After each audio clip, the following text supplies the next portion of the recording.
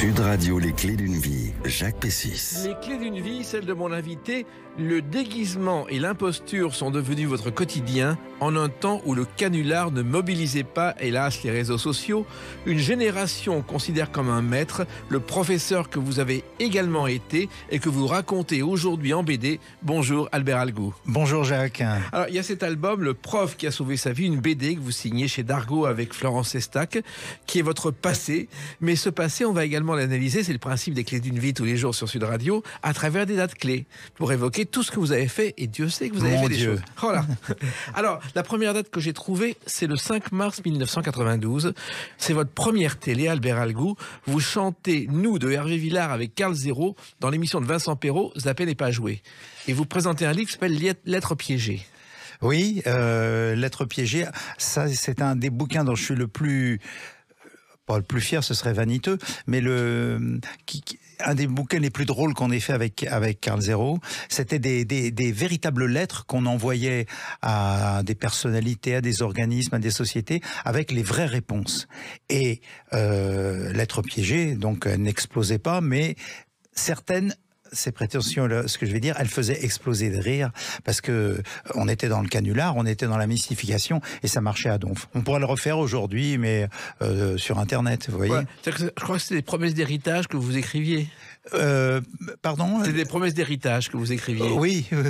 Alors 92, c'est pas tout à fait exact, parce que j'ai commencé la télé en. Non, mais c'est votre première télé pour ce livre aussi. Ah oui, pour ce livre. Et en France, vous avez fait de la télé en Belgique, mais c'est votre première télé en France. Oui, d'accord, ok. Et alors, il se trouve que c'était un canular, c'est-à-dire que vraiment les gens répondaient. Ah oui.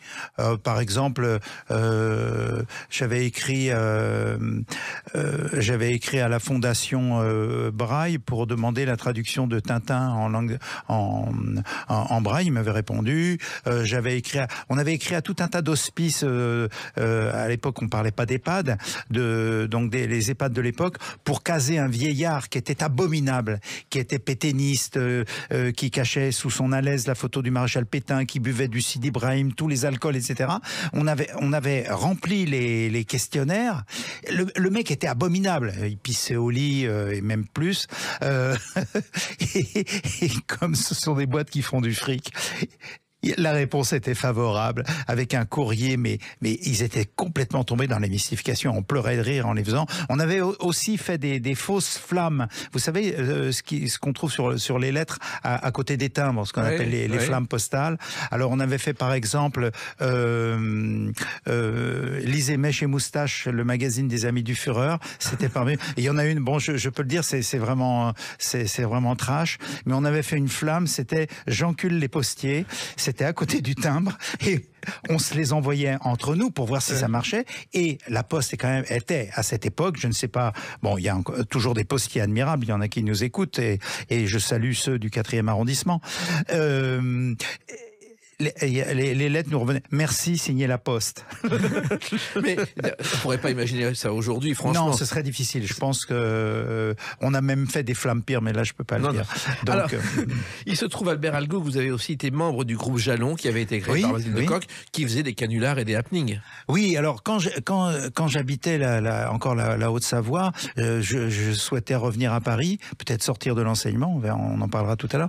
Et j'avais entendu parler du groupe Jalon à Paris, notamment, qui avait fait cette manif contre l'hiver. Il y avait eu un hiver terrible. Il y en a moins aujourd'hui. Hiver, il y avait une manif avec des banderoles. Hiver assassin, Mitterrand complice. Et ça m'enchantait. Je voulais connaître ces mecs-là. Et quand je suis venu à Paris quelques fois, c'est comme ça que j'ai connu Carl Zéro. Parce qu'il était un des membres de Jalon. Et lui, il se trimballait régulièrement avec un masque en latex de Pompidou sur la tête pour prouver que Pompidou n'était pas mort.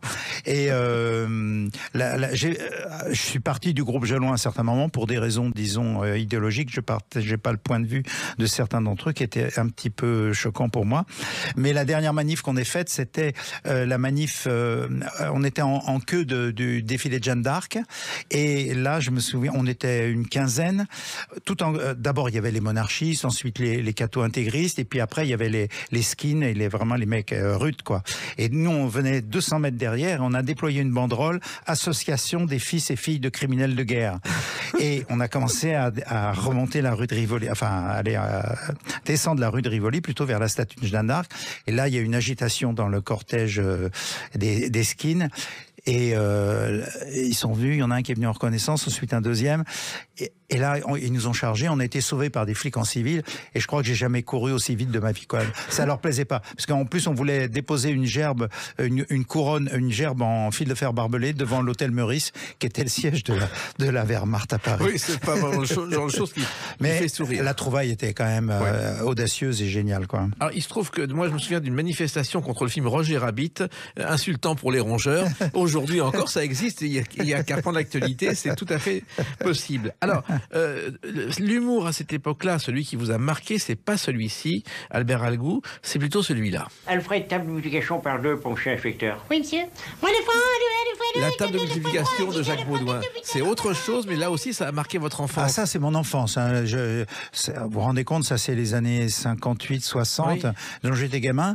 J'avais un père qui était paradoxal. Il était très, très réac, monarchiste et tout, mais il avait des côtés assez fantasques et fantaisistes. Et un jour, il s'est pointé avec le disque de Jacques Baudouin, la table de multiplication, et aussi les discours à Henri Tizot, vous vous souvenez, qui étaient des succès. Premier grand imitateur de Gaulle. On disait pas de Gaulle, on disait qui vous savez. Oui, qui vous savez, oui. et donc ça vous a marqué. Ah oui, ça m'a marqué parce que c'était la fantaisie, puis ça allait, disons, ça contentait mon sens du burlesque. Je sais pas d'où il me venait, peut-être de ma maman qui était quand même très drôle, et d'une grand-mère aussi très, très, très marrante. Donc ça devait venir de là, c'était plus fort que moi. Et donc ça m'amusait beaucoup. Mais de là à me dire qu'un jour, moi aussi, je donnerais là-dedans, non, je me déguisais à la maison. Et la radio, vous avez commencé sur une radio libre à Annecy. Oui. C'était les débuts de la radio, elle s'appelait Contrebande FM. Ah, c'était une radio tout à fait formidable. C'était en 82, donc dans le collège où j'étais prof, il y avait un copain là qui est prof, qui était saxophoniste, qui avait un groupe qui s'appelait Los Crados Puncos. Je me souviens, à Annecy, c'est quand même un peu bizarre parce que c'est pas une terre espagnole. Et il me dit, on monte une radio à Annecy, est-ce que ça te dirait? Alors j'ai dit ouais. Et là j'ai découvert un média tout à fait formidable parce que il y avait à boire et à manger dans les radios dites libres, mais celle-là elle était de qualité, elle était inventive, subversive, avec un son de qualité. Ça était parce que les copains, certains avaient travaillé sur des radios à Paris et donc ils connaissaient un peu le truc, et c'était une radio alors totale liberté, quoi. Bien sûr on n'était pas payé, mais on n'avait aucun plan de carrière, on s'en foutait totalement. Ouais. En même temps, il y avait des plein d'auditeurs, vous avez fait une émission Soyez cruel qui a déclenché. Oui, mais alors j'écrivais moi-même des lettres de dénonciation de mon émission à la police. Ça m'amusait avec des écritures différentes, et donc un jour le commissaire convoque François Abran qui s'occupait de la radio, qui est demeuré un ami, et il dit mais c'est pas possible, on reçoit des lettres d'atteinte aux bonnes mœurs, tout à fait déplacées, subversives et tout. Il y a même des attentats à la pudeur. Et là, François dit mais voilà, j'ai les photocopies. C'est l'animateur de l'émission lui-même qui écrit ces lettres, etc. Foutez de ma gueule, barrez-vous d'ici, sinon je vous mets en garde à vue et tout. Et ils ont récidivé après parce que malheureusement, un jour, c'était pas prévu. Avec une copine, on s'est un peu laissé aller la nuit à l'antenne, quoi, oui. en direct.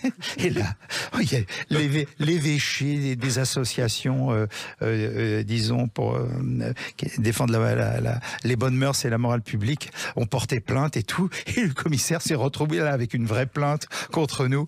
Et ça a chauffé pas mal. Mais bon, je m'en suis tiré vivant. Voilà. Alors, ce qui a fait aussi votre gloire pendant des années, ce sont les personnages que vous avez créés avec Antoine Decaune, de Nulle part ailleurs, Albert Algou. Vous écriviez tous les textes discrètement et vous étiez à l'antenne de temps en temps. Alors, disons pour la petite histoire, mais on va pas lasser vos auditeurs quand même. Oui, j'étais co-auteur j'écrivais le portrait de l'invité, et puis les personnages au début je les écrivais, et après est arrivé un autre co-auteur, et mais j'ai donné 10 000 idées, si vous voulez, personnage de Ouin Ouin pour qu'ils s'en souviennent, Didier Lambrouille ou Gérard Langue de Pute, il venait de moi, quoi, si vous voulez. Le père Albert aussi. Ah, le père Albert. Alors, à côté de ça, grâce à Carl Zéro, je faisais des personnages qui ont quand même plu aux lycéens à l'époque, aux étudiants. C'était François qui était là. Salut Jacques, je suis la synthèse de tous les François. C'est François Valéry, Frédéric François, oui. Claude François, François Feldman, Jean-Pierre François. Donc tous les François étaient synthétisés en un mec qui était en costume rose avec une perruque peroxydée, des godasses à talons et une chemise avec jabot. Voilà. Et François donc est devenu un personnage assez populaire à l'époque, qui a laissé des traces. On peut le voir si vous allez sur YouTube, il y a tous les sketchs de François. Il y avait aussi le Barry White. Barry White. Rien à voir avec le vrai qui faisait 1m92, qui faisait 150 kg. Oui, non, on compressait. Ça, c'était, on l'a fait sur une radio concurrente, RFM à l'époque. On avait succédé à Coluche avec Decaune et Karl l'année d'après. Et donc, avec Karl, on inventait des personnages. On faisait notamment le professeur Forisson qui était négationniste, donc qui niait même l'existence de la radio où il parlait. Donc, les mecs appelaient pour parler à Forisson et non, cette radio n'existe pas. C'était vraiment très très marrant. Et il y avait Barry White notamment qui donnait des conseils d'ordre sexuel surtout aux lycéens. Et mais c'était dans la foulée de ce que je faisais dans les radios libres, puisque c'est là qu'est né le père Albert qui parlait comme ça, qui confessait. Jacques, je peux te confesser une confession flash, si tu veux, tu peux te confier à moi.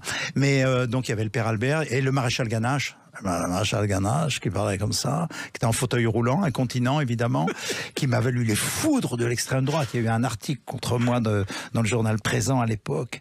Oh là là, mais ça c'est mon tableau d'honneur si vous voulez. Absolument. Autre tableau d'honneur avec une autre date hélas triste, le 4 mars 1983. À tout de suite sur Sud Radio avec Albert Algou.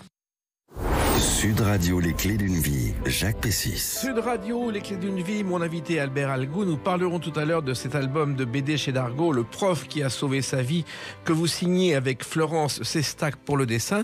Mais là, on revient à une date qui a un rapport avec la BD, le 4 mars 1983, quand vous apprenez la mort de celui dont vous allez reconnaître la voix.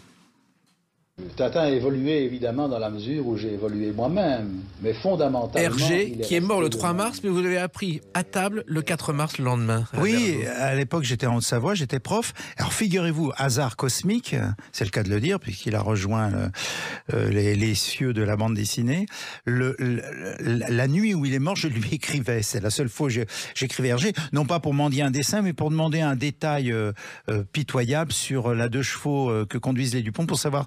Je m'en souviens encore, si les rétroviseurs, le moteur était extérieur ou intérieur. Parce qu'il m'aurait certainement, parce qu'il répondait à tout, Hergé.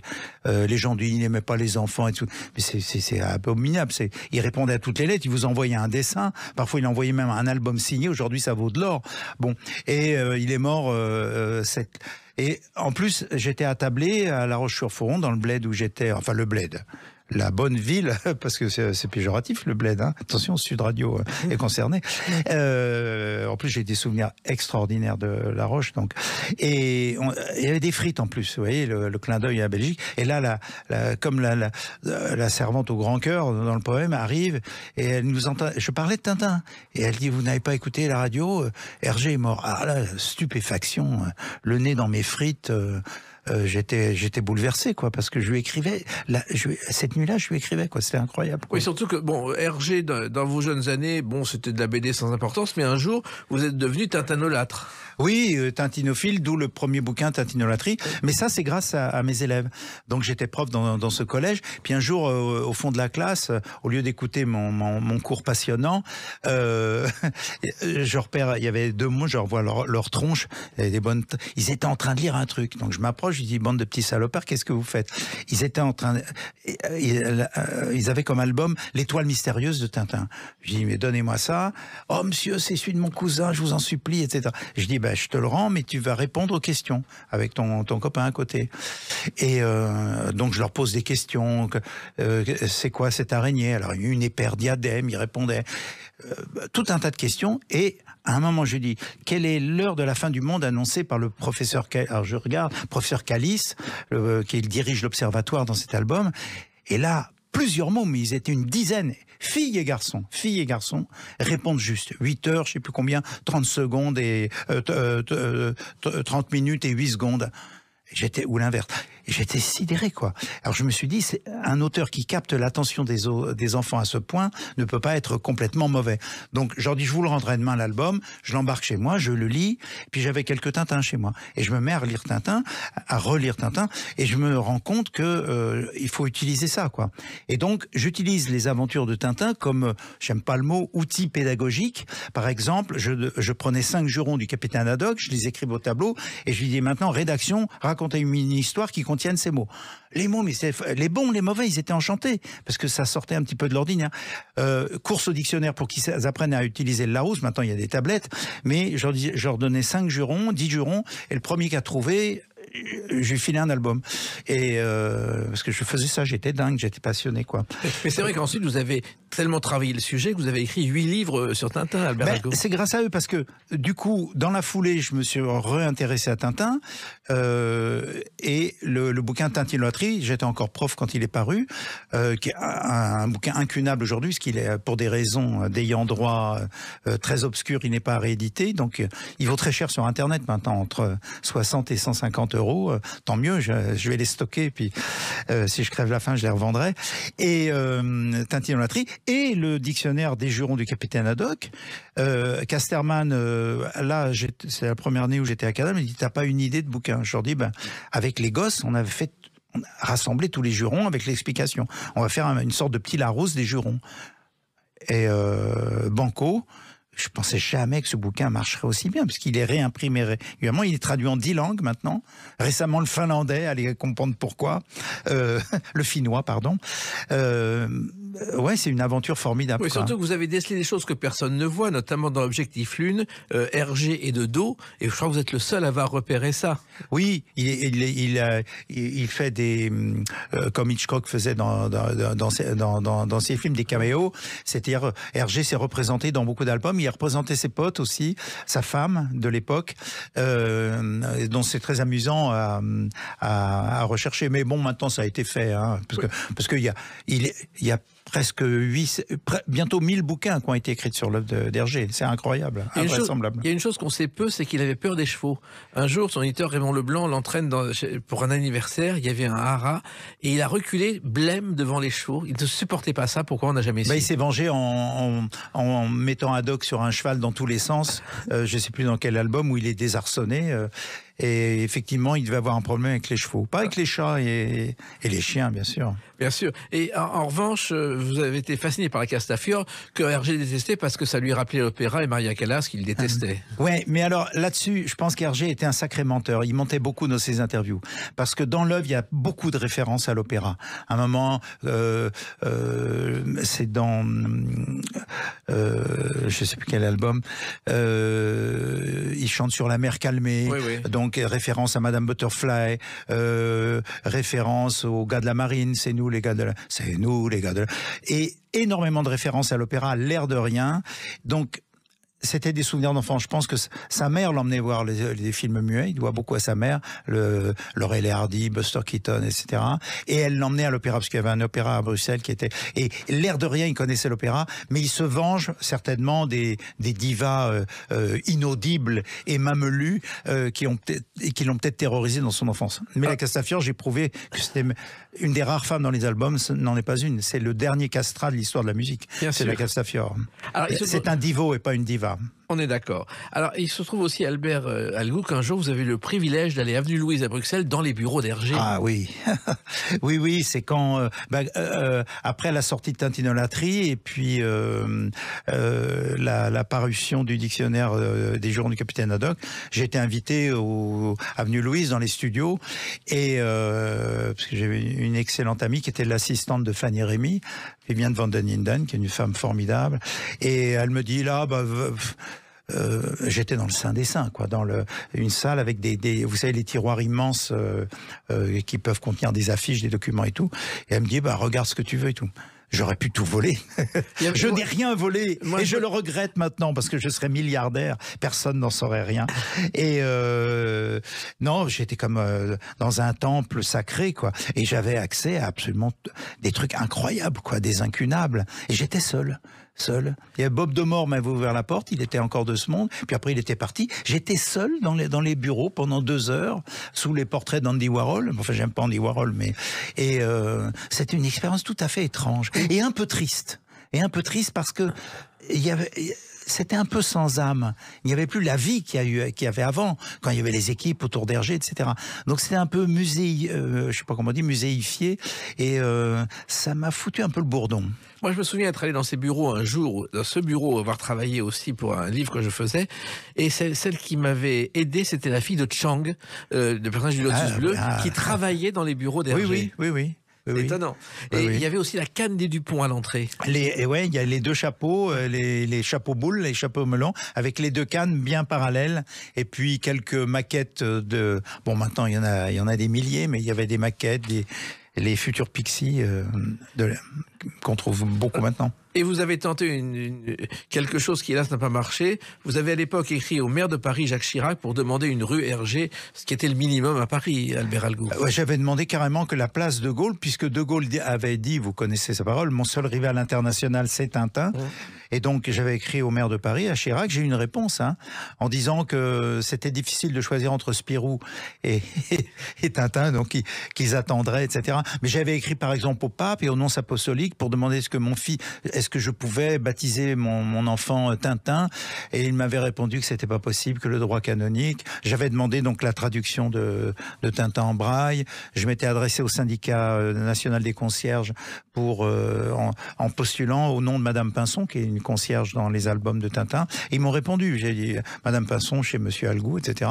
Et ils m'ont répondu comme si Madame Pinson existait. Donc Tintin existe, je l'ai rencontré, si vous voulez. Et il mériterait presque d'entrer au Panthéon, non ? Au Panthéon, ce sont surtout des... Bon, et il est franco-belge, Tintin, peut-être. Non, c'est un peu triste, le Panthéon. Laissons aux grands hommes la patrie reconnaissante. Exactement. Et continuons à parler avec vous de votre carrière à travers une autre date, le 4 juin 2005. À tout de suite sur Sud Radio avec Albert Algou. Sud Radio, les clés d'une vie, Jacques Pessis. Sud Radio, les clés d'une vie, mon invité Albert Algou. Il y a cet album de BD avec Florence Estac, le prof qui a sauvé sa vie chez Dargaud, qui évoque une partie de votre carrière qu'on traitera tout à l'heure. Mais là, je reviens à une autre de vos activités, le 4 juin 2005, Albert Algou. Qu'est-ce que j'ai fait ? Ce sont les 30 ans de Fuite glaciale, journal que vous avez dirigé pendant 2 ans. Oui, drôle d'expérience. Grâce à mon ami Benoît Peters, tintinophile éminent et grand auteur, notamment des BD de Skeuten, la chronique des villes obscures.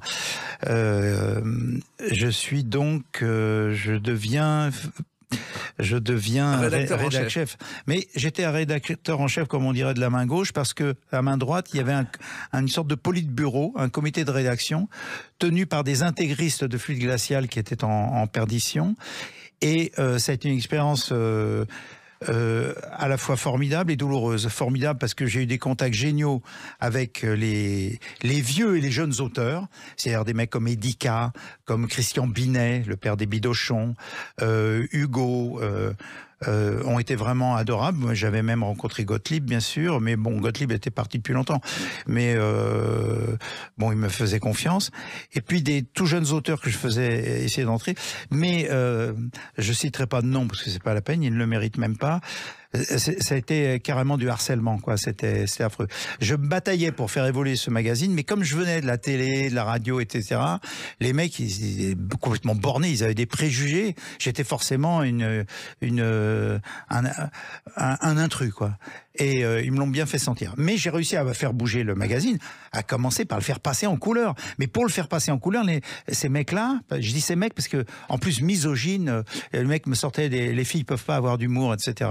Ils avaient du flair, parce que quand on voit les auteurs quand même filles aujourd'hui, ou quand on voit dans le manga ce qu'il y a, ou à l'étranger, les mecs, ils étaient vraiment nazes.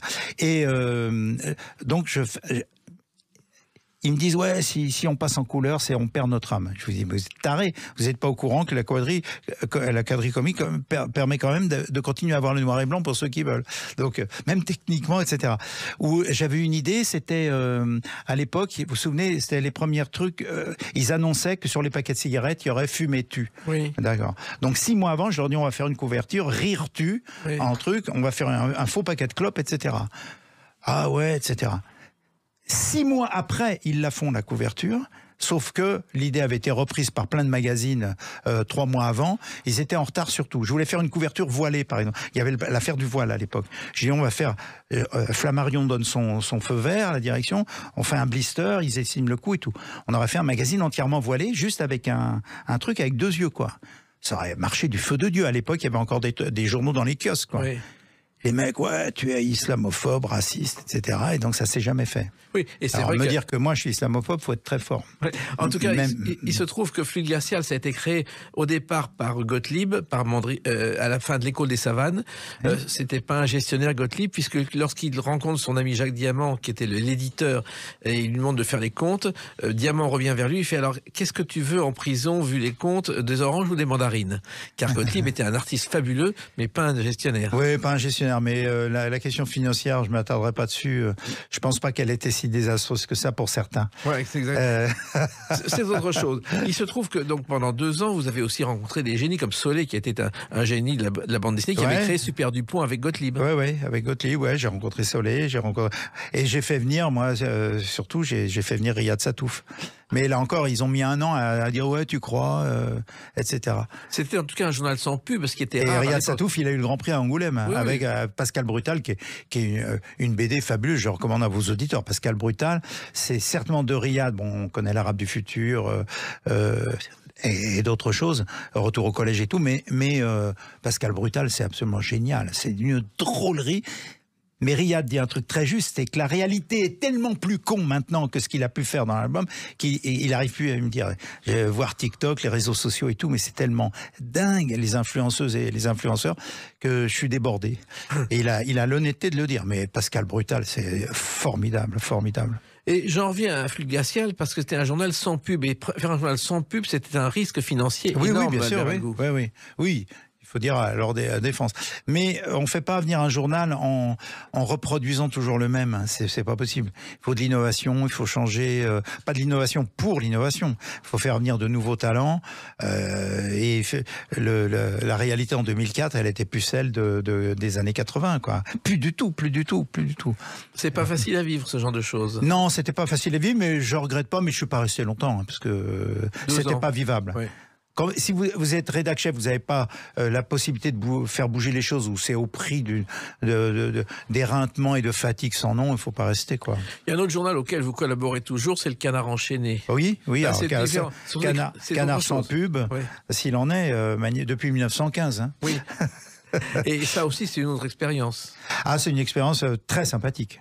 Très sympathique. D'abord, des gens que je côtoie là-bas, comme Frédéric Pagès, puis c'est là que ma rubrique, ma petite rubrique, ma modeste rubrique, pendant longtemps, elle était à côté du strip de Cabu à la fin sur le beauf.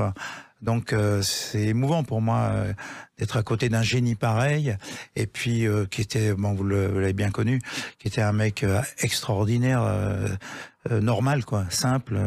Et que vous avez connu aussi cette équipe-là lorsque vous avez collaboré avec Harakiri, Charlie, car vous avez aussi travaillé un peu avec eux. Harakiri, ça c'est un bon souvenir. C'était un souvenir tel. Bon, c'est Harakiri de la fin, oui. Hein, mais donc j'arrivais de ma province et une copine, je raconte dans la BD, me présente à Choron, qui, j'ai jamais compris pourquoi, il me dit salut Yannick. Il m'a jamais appelé Albert, il était persuadé que j'étais Yannick et je devais ressembler à un autre mec. Et il me dit tu vas faire la rubrique de consommation. Et donc je faisais une rubrique genre 60 millions de consommateurs, mais sérieuse, tout en déconnant un peu, quoi. Savoir que les paquets de chips étaient remplis qu'à moitié, que les barils de lessive, ils truandaient sur les quantités, ou que tel pinard était dégueulasse. Et il m'a dit, tu signeras Yannick l'enculeur de mouches. Donc c'était mon premier nom de journalisme. Oui, ça fait sérieux. Ça. Ouais, ça fait sérieux. Donc j'étais l'enculeur de mouches à Harakiri et puis j'ai posé dans des romans photos, en curé à poil.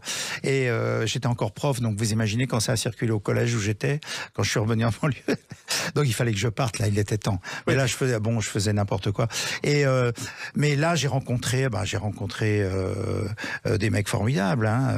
Il y avait Cabu, il y avait Cavana, il y avait Wolinski, j'ai retrouvé ensuite au prix du Point, et qui s'appelle prix Wolinski depuis son assassinat. Ouais, c'est des souvenirs marrants. Mais disons, Cheron, il était éblouissant un mardi sur 3, les mardis d'Harakiri. Mais vraiment éblouissant d'improvisation, de drôlerie, de férocité. Puis d'autres fois, ça devenait un beauf de café, quoi.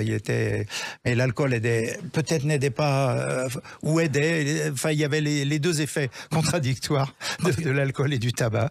Et ouais, j'ai rencontré GB, il y avait moi j'arrivais. Un foisonnement.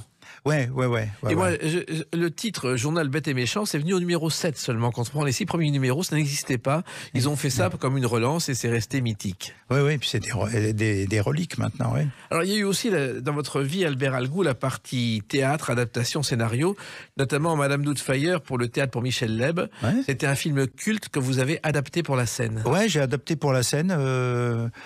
À l'époque via l'agent que j'avais et c'était un succès énorme à Paris, 500 000 entrées, 450 000. Et la tournée, on est tombé dans les pattes d'un escroc. Et moi, je me voyais sorti d'affaires, je me voyais très riche, parce qu'en tournée, c'était carrément des zéniths, c'était le théâtre de Paris. Et bon, c'était une des plus grosses jauges de Paris, 1500 places. Mais en province, ils avaient changé le décor pour faire des zéniths, pour faire des palais des sports, etc. C'était un triomphe, sauf que un escroc s'en est mêlé, et ni les comédiens, ni le metteur en scène, ni moi n'ont été payés. Les autres, je ne sais pas. Mais en même temps, ce film Madame Doubtfire était incroyable. C'est-à-dire quand Robin Williams a créé le rôle, il a fallu trouver un visage et on a eu 500 photos de femmes. Ils ont trouvé le portrait d'une vieille anglaise qui était la même idéale et c'est comme ça qu'il s'est grimé. Parce qu'au départ, on a mis du rouge à lèvres, un maquillage, mais on le reconnaissait instantanément d'ailleurs. Alors Michel, pour l'adaptation au théâtre, avec les progrès du maquillage, il y a un masque en latex qui faisait qu'il était... Oui, c'était très crédible. C'était très très crédible parce que quand même au théâtre vous êtes placé beaucoup plus près et puis si ça craquelle, si ça lâche, ça se voit. Et oui, il y avait un travail de maquillage, une metteur en scène, Daniel Roussel, qui est maintenant retiré, je crois, au Canada. Mise en scène tout à fait formidable. Et puis Michel était très bon dans le. Il était excellent. Ah ouais, il était très très bon. Ouais. Et puis vous avez aussi adapté, et ça c'était étonnant, Les Hauts Murs, qui est la biographie de Auguste Le Breton. Oui, un autre univers, c'est lui qui a inventé le Mouri-Fifi, notamment Auguste Le Breton, qui a mis l'argot et le verlan à la mode. Oui. C'est un personnage étonnant aussi. Ah oui, Auguste Le Breton, un personnage tout à fait formidable, ancien truand, surtout truand. Pourquoi ? Parce que lui, l'ascenseur social, il l'avait pas connu. Hein. Il était de ces orphelins de la garde 14. Et il y avait beaucoup d'orphelins ont été bien traités, mais un beaucoup plus grand nombre ont été maltraités, se sont trouvés dans ce qu'on appelle les maisons d'éducation surveillée, comme Jean Genet. Et c'était l'antichambre de la délinquance, quoi. Et il raconte ça dans ses mémoires, et notamment dans Les Hauts Murs, il se retrouve dans un bagne d'enfants, et il raconte cette expérience terrible. Alors là, on n'est pas dans le burlesque, hein. Et c'est un truc dont je suis assez fier, qui a été réalisé par Christian Faure. 3 semaines de tournage, je sais pas si vous imaginez, pour un long métrage, c'est de la folie, quoi, avec des moyens financiers très réduits. Et Christian Faure a fait un truc formidable. Et ça reste un très beau film, très intense, et de temps en temps il repasse à la télé. Donc oui, mais ce qui est étonnant avec vous, Albert Algou, c'est que vous passez du burlesque et du canular au mur de Auguste Le Breton. Ouais, mais je pense que c'est pas du tout antinomique. Parce que on est dans l'émotion, pas dans le pathos. On est dans quelque chose d'assez sincère et le rire comme les larmes peuvent être, quand ça devient intéressant enfin le tragique et le comique quand ils sont, j'allais dire, bien menés, c'est pas si loin. Vous voyez, bon, je veux pas faire de références grotesques. Je suis un nain à côté, moi, mais vous prenez Shakespeare, vous prenez Molière, il y a ça. Hein. Et puis vous avez aussi collectionné, évidemment, les guides de savoir-vivre. Ah oui. C'est pour mon copain Jean-Loup Chifflet qui voulait à tout prix faire un livre sur le savoir-vivre aujourd'hui. Et donc il a eu l'idée de mettre en parallèle des règles de savoir-vivre, la baronne Staff par exemple, qui était un peu l'équivalent de la baronne de Rothschild, vous voyez, mais à la belle époque, et des recommandations que moi je faisais. Parce qu'à l'époque, sur une radio, avec mon camarade Alex Devoise, je faisais une rubrique sur le savoir-vivre et qui était totalement délirante. Et c'est très intéressant, le savoir-vivre. C'est-à-dire ? Il y a des trucs insensés sur les places que les gens doivent occuper à table, la fourchette, est-ce qu'elle doit être pointe vers la nappe ou pointe vers le haut, pareil pour la cuillère, est-ce qu'il faut manger la soupe, il faut être petit bout du sien ou gros bout du sien, est-ce qu'il faut le manger dans la largeur ou la pointe? Et alors la baronne Staff s'étale là-dessus, c'est absolument délirant. Mais l'étiquette, c'était l'étiquette qu'il y avait à la cour des rois, c'est retrouvé dans la bourgeoisie après, si vous voulez. Et donc, pour se faire bien voir, il fallait respecter ces usages. Voilà, d'autres usages que vous avez respectés mais fait évoluer à votre façon. On en parle avec une autre date, le 24 mars 2023. A tout de suite sur Sud Radio avec Albert Algou.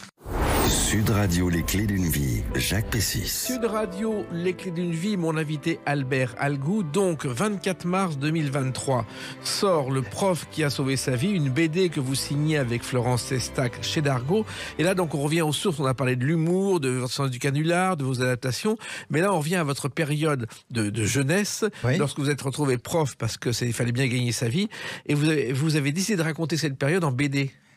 Oui, j'évoquais tout à l'heure le prix de la BD du Point dont Florence Sestac est membre. Puis Florence, on s'était connus il y a déjà un quart de siècle. Quand elle a eu le grand prix de la BD Angoulême, l'année d'après, elle était présidente du jury. Donc elle avait formé un jury uniquement de femmes.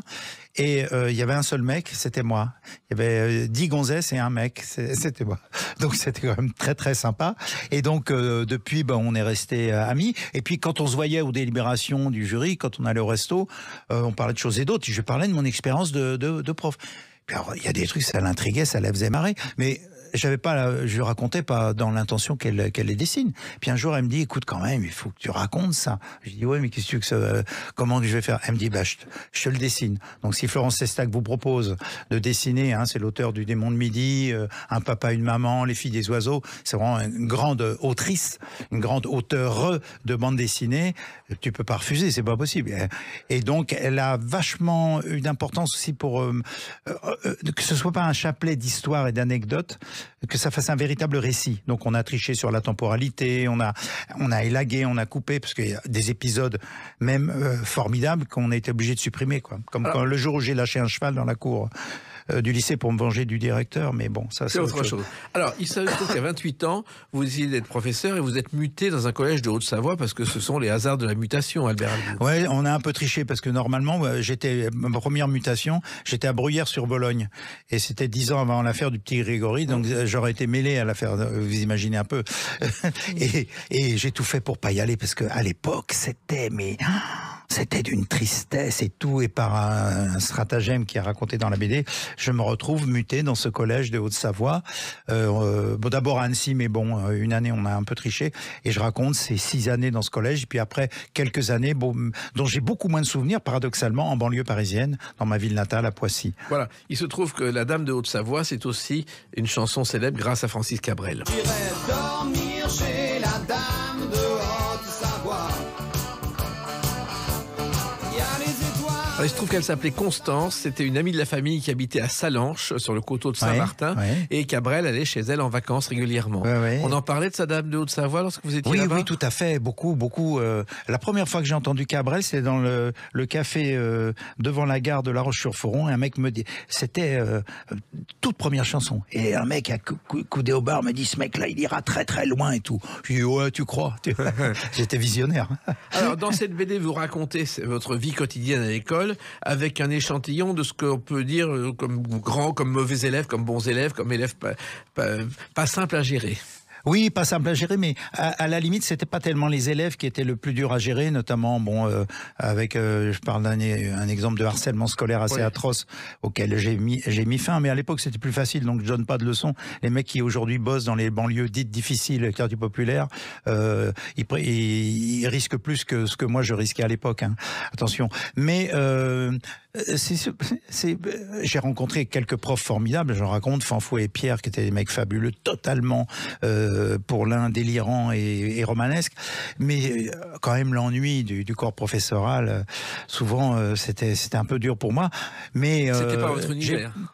Non, pas tellement, parce que moi, la première fois que je me suis retrouvé sur une estrade, j'avais le sentiment d'être à la place des mômes quelques jours avant, quoi. C'est-à-dire, je me sentais dès lors, si vous voulez. Alors c'est très ambigu, parce qu'il faut pas être trop gentil, mais il faut pas être méchant non plus. Et mon truc, ça a été, je me suis rendu compte qu'ils lisaient rien. Les mômes lisaient rien. Je me suis dit, si t'es prof, à quoi bon enseigner la grammaire et l'orthographe si à la fin d'une année scolaire ou même après dans la vie, ils lisent rien? Car vous étiez prof de français. Ouais, j'étais prof de français, ouais. De lettres, comme on dit. Oui. Et donc, au début, j'étais un prof, moi, je sortais le savoir que j'avais eu dans mes concours, c'est-à-dire carrément pour les classes prépa, etc. Et je me suis rendu compte très vite que je faisais fausse route.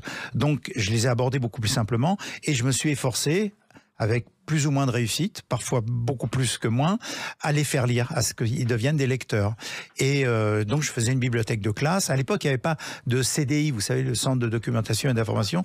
Il n'y en avait pas dans les collèges, très rarement. Il n'y avait pas de bibliothèque.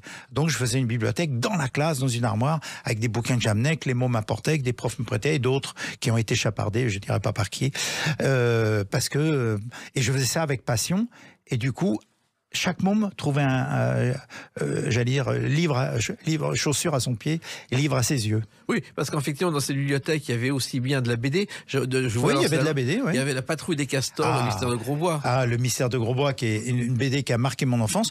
Alors, elle était déjà ancienne pour les mômes, mais ils adoraient, quoi. C'était des scouts, Oui, La Patrouille des Castors. Le Mystère de Grosbois, c'est un chef-d'œuvre. Hein. Oui. Il y a quelques...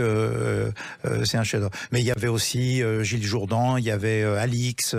il y avait des BD, il y avait des BD pour les filles, enfin pour les filles, je mets des guillemets quoi. Mais les filles elles lisaient tout. Hein. Et Tintin, il y avait quand les mecs disent ouais, il y a pas de filles dans Tintin, ben bien sûr, mais bon, ce serait le sujet d'autres émissions et vous en avez déjà parlé. Et Tintin, il est fille et garçon.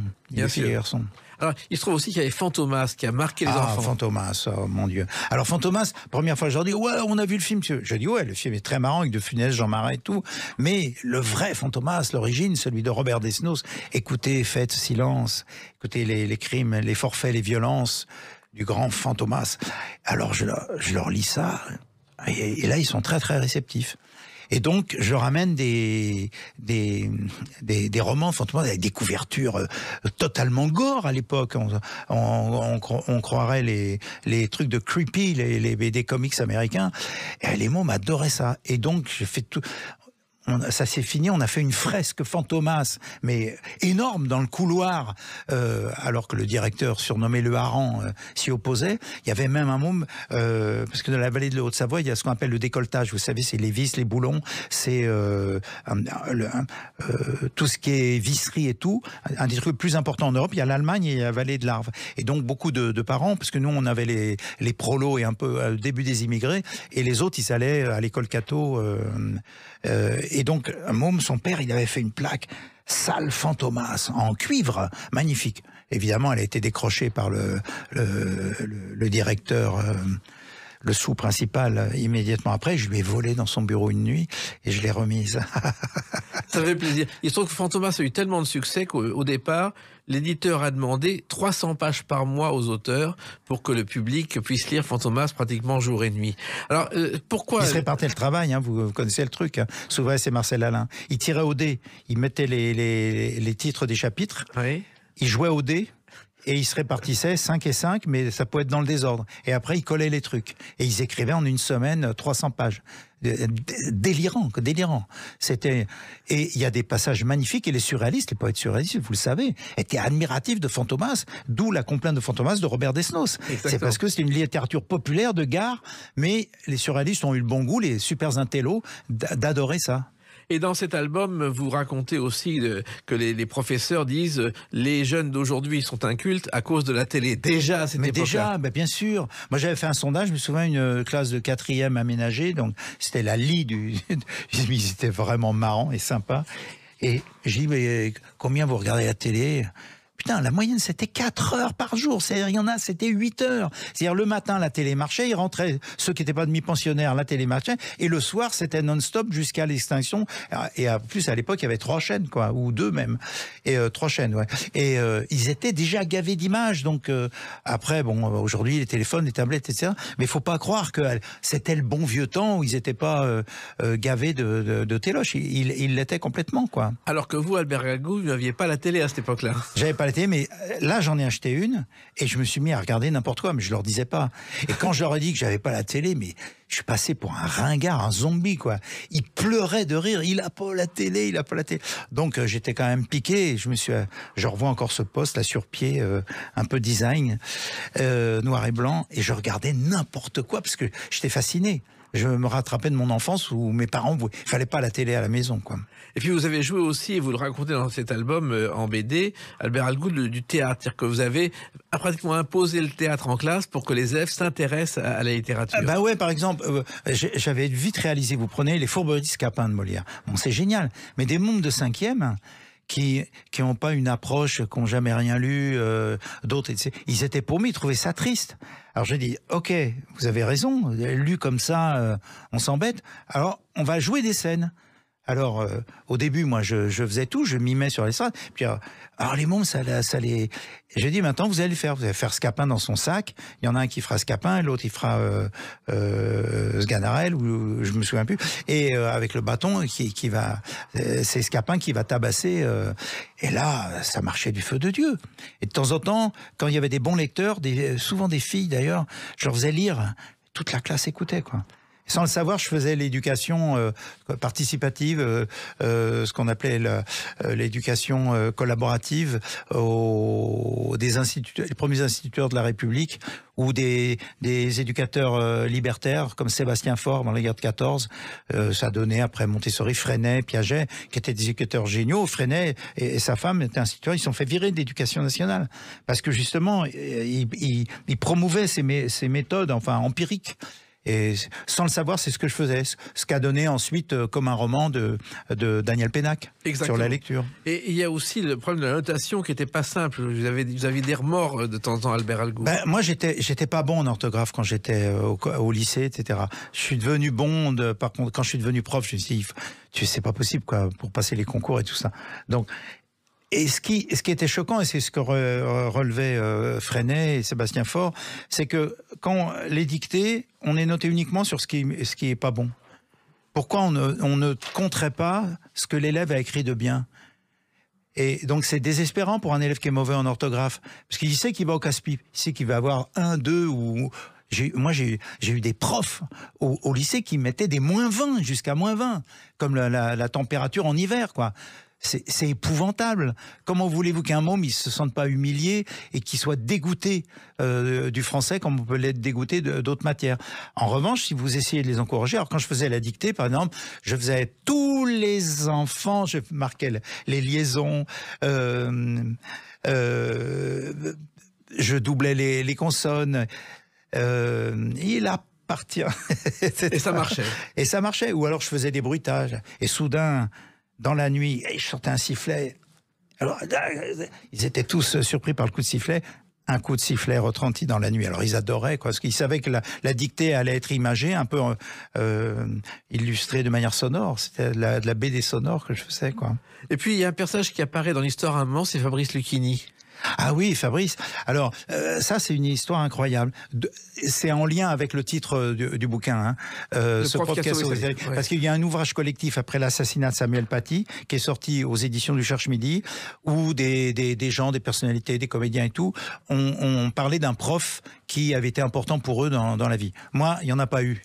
Il y en a eu quelques-uns sympas, mais il n'y a pas de prof qui a marqué ma vie, la bouleversant, m'ouvrant l'esprit, etc. Malheureusement. Donc moi je me suis dit, quand on m'a demandé de participer à ce bouquin collectif, j'ai raconté une expérience à moi, si vous voulez. Donc, des années après ces années d'enseignement, on est en 2004 et tout, je suis un peu dans une traversée du désert, je suis à l'Alpe d'Huez pour un festival de l'humour où j'ai vu un film qui a eu récompensé mais qui n'était pas drôle. Je rentre, j'ai le cafard, 2 heures du mat, à mon hôtel, inquiet pour mon avenir, et là, le téléphone sonne. Et allô Albert, c'est Fabrice. J'ai dit mais pourquoi tu m'appelles à 2 heures du mat? Parce que bon, on s'appelait de temps en temps, puis on est restés amis quoi. Et puis il est très très drôle.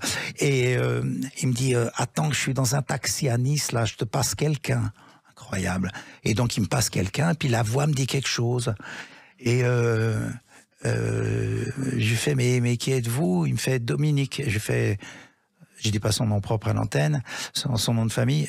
Il me fait ouais, c'est moi, je suis chauffeur de taxi à Nice. Je l'avais eu en 88 comme élève, et là on est en 2004. Hein, donc vous voyez quand même, 12 plus 4, c'est 16 ans plus tard. Et donc le chauffeur de taxi me dit bah ouais, j'ai pris en charge Monsieur Lucchini après le restaurant, après son spectacle. Et puis je lui ai dit ah bon, vous êtes venu jouer Le Voyage au bout de la nuit, quel livre formidable et tout. Et là Fabrice lui dit mais comment tu connais Le Voyage, toi, chauffeur de taxi? Mais pas en se moquant, puisque Fabrice n'a pas fait d'études non plus. Hein. Et il dit comment tu connais Le Voyage, ça c'est super. Et le mec lui dit ben oui, c'est grâce, j'ai eu comme prof Albert Algou. Maintenant il est à Canal+, peut-être vous le connaissez. Attends, je l'appelle tout de suite. Et là, le téléphone sonne à 2 heures du matin. Et donc, c'est la récompense. 16 ans après, un chauffeur de taxi qui parle du Voyage au bout de la nuit, que je lui ai fait lire en 3e, hein. Faire lire Le Voyage au bout de la nuit, mais en lecture, j'allais dire individuelle.